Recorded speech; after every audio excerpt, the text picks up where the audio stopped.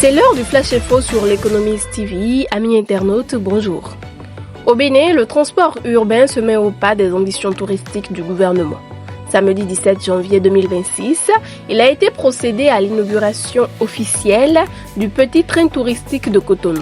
Porté par l'agence de tourisme Dahomey Discovery, avec l'appui du gouvernement à travers l'agence Bénin Tourisme, cette initiative s'inscrit dans une dynamique de promotion du patrimoine urbain et de diversification des expériences touristiques proposées aux visiteurs comme aux habitants.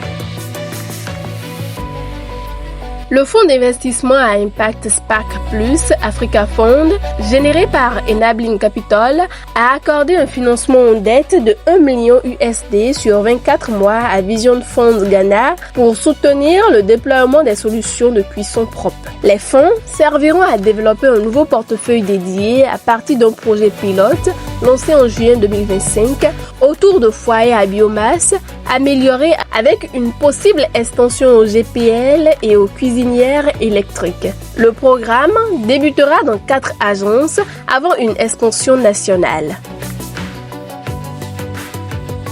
La mine d'or de Séguéla en Côte d'Ivoire dispose désormais de 1,54 million d'onces de réserves exploitables, soit une hausse de 31% par rapport à l'estimation de novembre 2025, selon Fortuna Mining.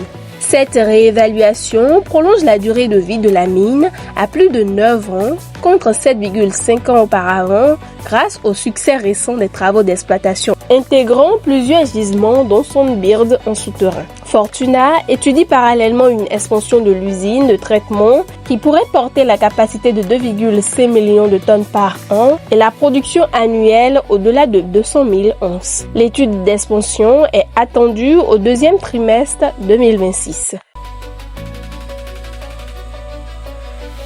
Au troisième trimestre 2025, la microfinance gabonaise affiche une amélioration de sa solidarité financière malgré une légère baisse du nombre de clients due au recul d'un acteur majeur. Sur 9 mois, la clientèle reste toutefois en hausse, confirmant la confiance des usagers. Les fonds propres progressent fortement grâce à des récapitalisations, tandis que les dépôts augmentent de 4,4% et les crédits de 5,5%, portés notamment par le BTP.